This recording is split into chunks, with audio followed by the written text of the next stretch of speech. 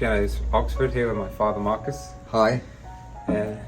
He's the reason why all us boys have learned to tune, and so I think he deserves to be honoured, definitely, for teaching us the beautiful trade of pianos.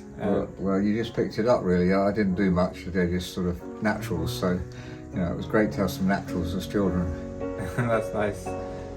How important is, I know there's something really important to my father, which is improvisation. How important is improvisation as a pianist? Well, I would recommend, I could talk a long time about that.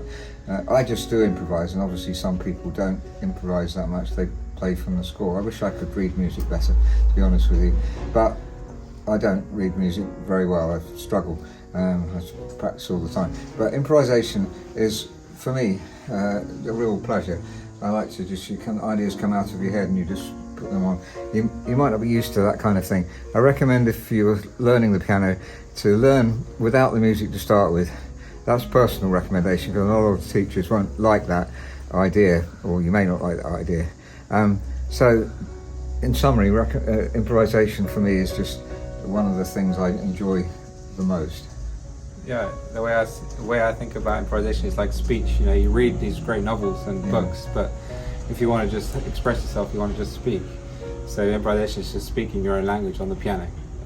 That's the way I've learned to think about it.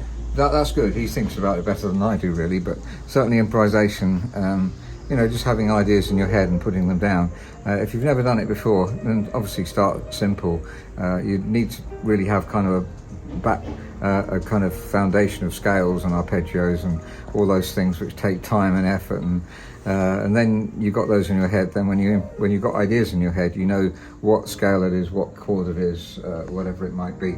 But I've been doing it for a long time, and I wish I did it better, but some great improvisers, they come into our shop here and do a lot better than I do. So thanks for the question anyway. Is there any reason why you don't appear on your videos? Because it's good to put a face behind the videos and the voice. Yeah, it's funny you should say that. I was noticing that Evan always appears on his videos, and I hardly ever do. I do a Christmas greeting, Happy Christmas and like God bless you. like the Queen's speech. Yeah, well, the thing is that my feeling is that I just want people to concentrate on the piano, the qualities of the piano, and just my ideas are that the less you see of me, the more of the piano, the better. But I suppose I ought to put my face on. I don't look as nice as you do. I don't look as nice as you do. I'm too old, you see. I want people to identify kind of like piano as a younger person's thing. So I'm really pleased you put your face on, and that's great. Why don't you put your wife's face on? She's very pretty, and she's in front of the camera now. Yeah. What do you think makes the piano unique? I mean, there's thousands of instruments now being created by man. So what do you think, for you spend your life working and playing pianos, what makes the piano so unique for you?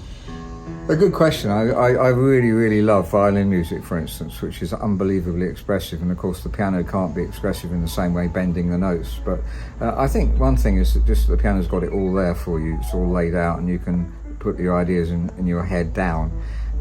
So it's not that I prefer piano to other things, and I can't play other things. I want to play the guitar. I used to play the cello, I used to play the trumpet, but I'm very, very rusty on those now. Yeah, he's a good cello player. When he gets going again, he gets back into the rhythm of it. It takes him a few minutes, and then he's off you go. Sort of thing. How about that?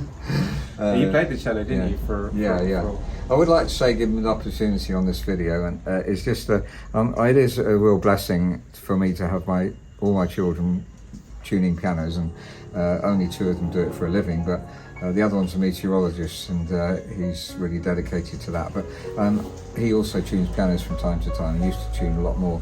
But to have Evan in the USA, it's just tremendous, really. And when I was over there with you, it was such a great blessing to just be there and try and learn. I'm you might think I'm 70 now, but I'm still learning. I'm trying to still learn. And for me, the passion is learning, trying to serve as well, obviously. Both are great passion, aren't they? And I also love trying to connect different piano tuners, people in music. So it's time, really, is the problem, isn't it? You don't have long enough to do what you want to do. But, Great.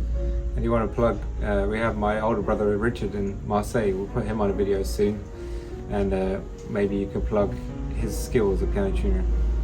Would you recommend Richard as a piano tuner? Yeah, Richard has got specific. What I used to do when we first started in Portsmouth was to resurrect pianos that nobody else wanted to resurrect, because everybody needed a piano. In the early 1980s, there were no touch-sensitive keyboards. Correct me if I'm wrong, but I don't think there were any. And then Yamaha and Casio brought out some small keyboards, and then they gradually brought out touch-sensitive ones. And so obviously, the old bangers, as we used to call them, we didn't have to get sort of going anymore to sell to people who hadn't got a piano. Nowadays, those pianos tend not to be touched. But Richard likes the challenge of working on a piano that nobody else has ever worked on. Richard, if you're listening to this, I hope that's correct, and he really relishes it. And so if you have a piano that's nobody else wants to touch, Richard is your man. But he lives in Marseille, so he's a bit far away if you're in Houston. He tunes in London as well. Yeah, he tunes in London too. I think if you watch my dad's videos, you'll notice that he really likes the Blüthner brand a lot, and I wanted you to explain why that is about Blüthners. Yeah, I think all piano tuners, when you tune pianos, you think, when you tune a Blüthner, you just think, gosh, or you might think, wow, depending on who you are. But you just really, there's something about the sound when you're tuning it, the harmonics. And so piano tuners' favourite pianos very often Blüthners, because of the way it sounds, the purity, the way it tunes. It just seems to be made for piano tuning. So if you don't like a mellow piano, then Blüthners won't be for you. But for piano tuners, it's just ideal. And the action, the patent action on the old Blüthners, because it's the old Blüthners we're talking about, before 1926, it's just wonderful if you have it regulated properly. But it doesn't repeat as well as the modern action, so that would be something you have to consider. But the tone of them, I just had recently a film writer who wrote film music. Now he's retired. He's given all his electronic stuff to his son, and he's got this Blüthner Grand, and every time I phone him I say, I just love my piano. So there's an accolade for it. Well, so if you work for Blüthner and you want to sponsor Robert's pianos, my dad's here on YouTube. They're just playing. So Grandad David Roberts was a composer as well as my father was a composer, and I tried to compose a bit. So do you think that there is a connection from your grandfather? Because you didn't. He didn't really teach you anything about piano tuning, did he? But that's right. He didn't teach me. No. Inspired you? Yeah, I mean, I was young. I didn't know him very well. My father didn't go into piano tuning and so on, but my father was a piano teacher, a general teacher, and my mother too. Both taught music, and they met in a place in I can't remember, in Devon now, Dartington Hall, and they had a piano. They had a crash course for music teachers there, and that's where they met. But I took it up again. I don't know what it is really. I think when you do play by ear, you operate improvise, you're listening to it. I played the cello, and because I've been tuning the cello all the time, it kind of like, and guitar, gets you into tuning. So maybe it's that, but each of us is different, aren't they, really? And then one last question was, can you name 5 manufacturers that no one really knows about, that you can give them some credit right now? That's an interesting one. You ask great questions. Okay, so off the top of your head, let's have a go. Might not be the best ones. Okay, the piano I've currently got in my house, I really love, and you like it too, don't you? Yeah, I love it. It's made in Austria. It's made in Vienna, and it's Hoffmann and Cerny Vienna. Now, because there are some, I think, with that name made in other places, and it's just special. It's a bit like a Bösendorfer. Well, Bösendorfer's Vienna, so maybe some of the guys who work for Bösendorf work for them as well. But it really is superb. So that's one. Other ones quickly. Ibach. Well, you may have heard of Ibach or Ibach, and it's quite common in the UK. And piano tuners again love Ibachs. They're very well made, beautifully and beautiful round tone. It's mellow pianos I tend to go for. Generally speaking. So Seiler and Sauter, they're still making pianos, I think, both makes. Seiler, just beautiful pianos, again, it's German piano. And quickly think of another two.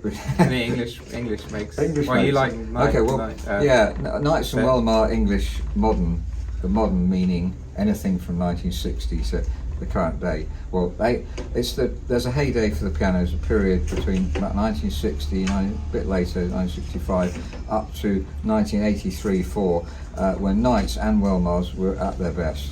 After that, they changed ownership gradually, and totally different style, and really that's the period. And that period in time for Yamaha too is wonderful. So that's what I think. Yeah, that's great. Thank you very much. And we're going to show you him. He's going to play a piece, I think, and we can put it over the top of this. So thanks, Dad, for your time. That's a pleasure. Thank you very much for the opportunity. Yeah.